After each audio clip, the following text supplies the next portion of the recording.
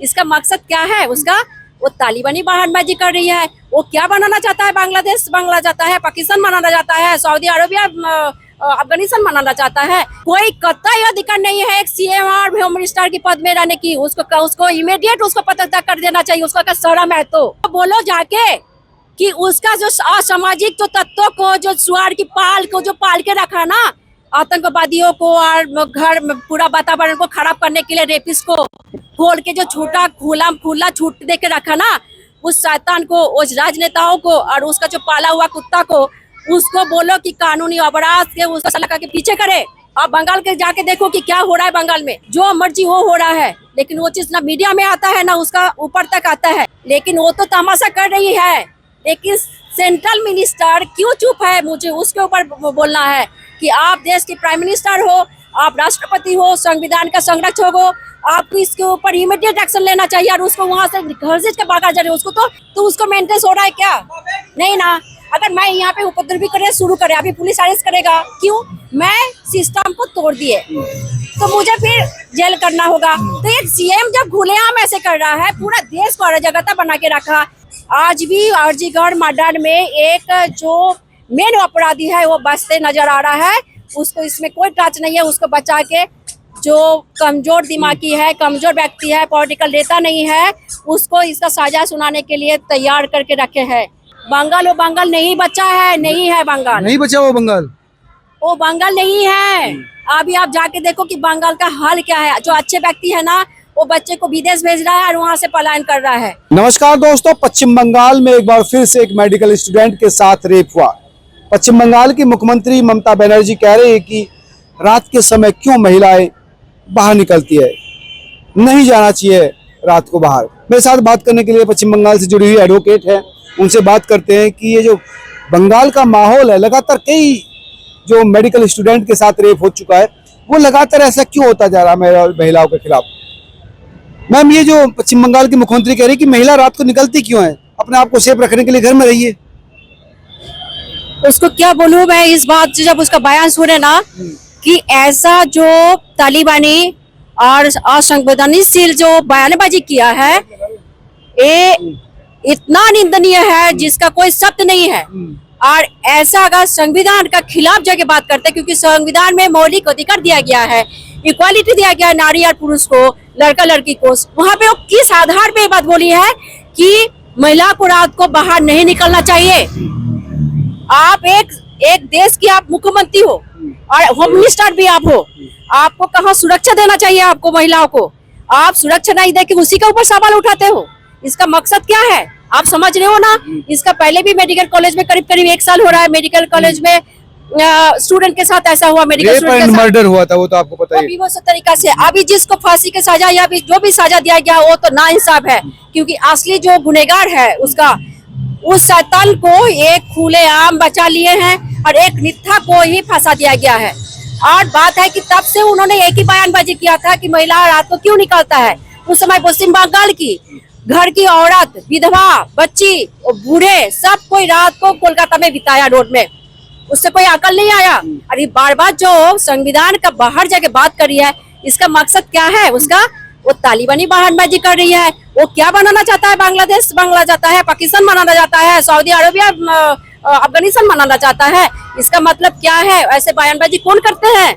वो ये कह रही कि हम ये कह रही कि मेरे बयान को तोड़ मरोड़ के पेश किया गया। तोड़ नहीं, तुम्हें बार बार तोड़ किया जाता है। तुम तो हो ही ऐसा। अगर तुम्हारे बयान के प्रति इतना तुम्हारे सोच है कि हमारा तोड़ मोड़ करके दिया जा रहा है, रेप क्यों नहीं बंद हुआ? मेडिकल कॉलेज में तब भी हुआ, उसके बाद भी एक लड़की के साथ रेप होता है, गैंग रेप हुआ, और ये भी हो रहा है लगातार। आप टारगेट कर रहे हो महिला को, जो पढ़ लिख के कुछ बनना चाहते हैं उसको टारगेट करके आप कर रहे हो। उसके ऊपर आप बार बार टारगेट करके बोल रहे हो कि महिला नहीं करे। तुम्हारा मकसद क्या है? लड़का लोग गोरखा में चले, एजुकेशन छोड़कर घर में बढ़ जाए, हाँ यही चाहते हो ना तुम? खुद बैठो। हाँ, तो वो चाहते ऐसा है, तो ऐसा ही है। तो इस तरह से महिला को कोई कतई अधिकार नहीं है एक सीएम और होम मिनिस्टर की पद में रहने की। उसको इमीडिएट उसको पदत्याग कर देना चाहिए। उसका क्या शर्म है? तो और एक बात और भी मुझे बोलना चाहते हैं आपके थ्रू, हमारे देश का संविधान और संविधान का संरक्षण कौन होता है? चीफ जस्टिस ऑफ इंडिया और प्राइम मिनिस्टर ऑफ इंडिया और भारत का प्रेसिडेंट से मुझे गुहार है, निवेदन करते हैं ऐसे सीएम को अपना उस पश्चिम बंगाल से उठा के वहाँ पे राष्ट्रपति शासन उठाए, अगर नहीं तो उसके प्रति भी मुझे शर्म आता है कि पश्चिम बंगाल के ऊपर बार बार ऐसा हो रहा है। हमारा देश का सिस्टम चुप क्यों बैठा है? पीएम क्यों, सीएम क्यों चुप है, चीफ जस्टिस चुप है और सब कोई क्यों चुप है? यह मकसद क्या है? इसीलिए उनको भी इसके ऊपर दिमाग से सोचना चाहिए और एक्शन लेना चाहिए। पीड़ित का भी कहना था कि मुख्यमंत्री कह रहे 12:30 बजे गई थी, जबकि मेरी बेटी के साथ रेप जो है 8 से 9 बजे के बीच हुआ, यानी शाम के वक्त था, उस समय उसके साथ बेचारी की ये सर ये बात सही है कि उसका कई बयानबाजी एक साथ नहीं मिलता है।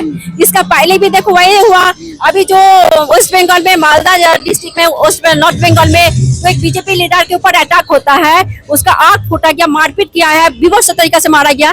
उन्होंने वहाँ पे पहुंच गया, जाके बोलता है अरे वो तो शुगर पेशेंट है, उसको कान के पीछे थोड़ा सा लगा है, तो चिंता मत करो। ये कौन सा है? तुम पहले जानकारी करो अच्छा से, उसके बाद बयानबाजी करो। तुम इस कांड में भी वही बात बोले हो जो तुम मेडिकल कॉलेज में लड़की के लिए भी तुम ऐसे बयानबाजी किए थे। खुद को तो पता नहीं, कुछ भी बोल दिया पागल की तरह। तो यहाँ पे भी वही बोलते हैं, जब घटनावार 8 से 9 के बीच वो खाना खाने के लिए बाहर जाते हैं और आपने कहाँ से जानकारी ली कि रात 12:30 बजे और तुरंत आपने बयानबाजी कर दिया, इतना रात को लड़की बाहर क्यों जाते हैं? वो कह रहे हैं कि सुरक्षा के हिसाब से अंदर रहना चाहिए घर में, ताकि सुरक्षित रहें। अरे उसको बोलो जाके कि उसका जो असामाजिक जो तत्वों को, जो सुअर की पाल को जो पाल के रखा ना, आतंकवादियों को और घर में पूरा वातावरण को खराब करने के लिए रेपिस्ट को खोल के जो छूटा खुला छूट दे के रखा ना, उस शैतान को, उस राजनेताओं को और उसका जो पाला हुआ कुत्ता को, उसको बोलो कि कानूनी अपराध के उसको सलाह के पीछे करे। वो इस तरह से बयानबाजी नहीं करे कि लड़की बाहर ना जाए।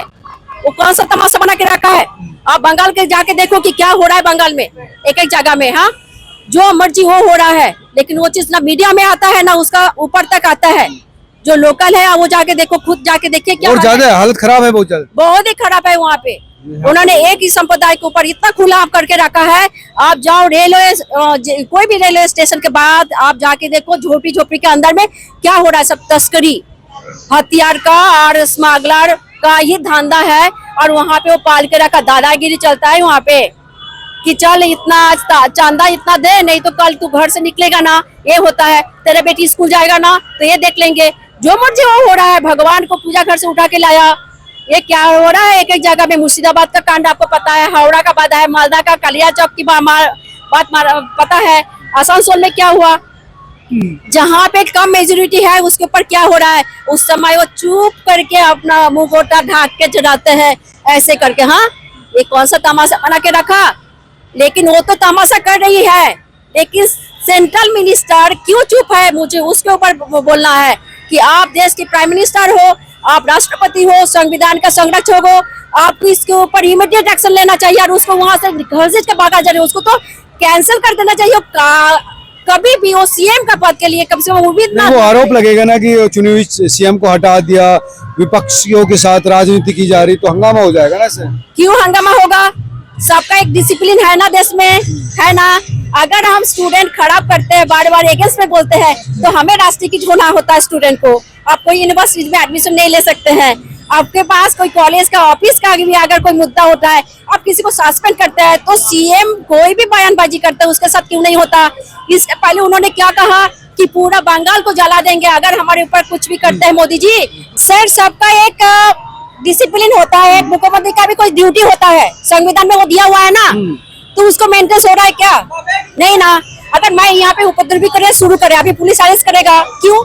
मैं सिस्टम को तोड़ दिए तो मुझे फिर जेल करना होगा। तो एक सीएम जब खुलेआम ऐसे कर रहा है, पूरा देश को अराजकता बना के रखा, गुद्दा गंडी सारे चीज बना के रखा, सुअर का पाल को पाल के रखा, असामाजिक तत्व को पाल के रखा, जो मर्जी कर रहा है, तो क्या वो नहीं दिखता है? वो क्या अपना रूल को फॉलो नहीं कर रहा तो उसके ऊपर वो अरेस्ट नहीं होगा, उसका लाइसेंस कैंसिल नहीं होगा?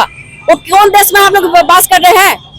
कुछ रूल तो होगा ना, संविधान में कुछ ड्यूटी भी दिया हुआ है, उसको नहीं भूलना चाहिए। हाँ, बिल्कुल नहीं भूलना चाहिए। उनका कहना था मैं सारी चीजें ठीक कर रही हूँ, धीरे धीरे ठीक होगा, और जो महिलाएं हैं वो भी रात को जा सकती है। मेरे बयान को तोड़ मरोड़ के पेश किया गया है। कतई नहीं बोली है इसका पहले भी। अगर बोलती ना तो पहले मेडिकल कॉलेज में, जो आरजीकर कॉलेज मेडिकल कॉलेज में तो रेप कांड हुआ था, हत्या हुआ था, उस समय भी यही बयानबाजी हुआ, लड़की लोग रात को बाहर क्यों होती है?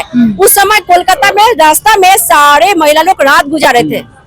हंगामा हो गया, सड़कों पर आ गई थी। सब कोई रात, एक दिन नहीं कई रात जगे, लेकिन वो इस तरह से बयानबाजी करके ना करके जो दोषी था उसको क्यों नहीं सजा दिया।